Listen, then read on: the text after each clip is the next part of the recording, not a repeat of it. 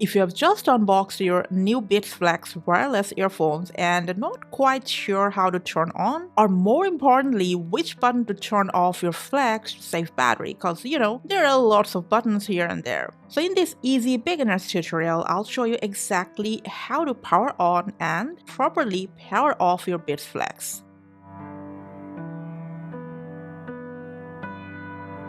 To turn it on, let's check out your right control module. You'll find this tiny single power button with an LED display, and simply press on it until the white LED shows up. Now, if it's not powering on right away, just go ahead and charge it for a while, that's it.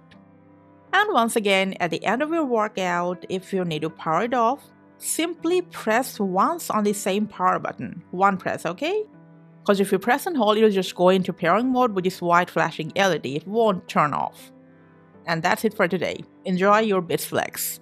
Thanks for watching.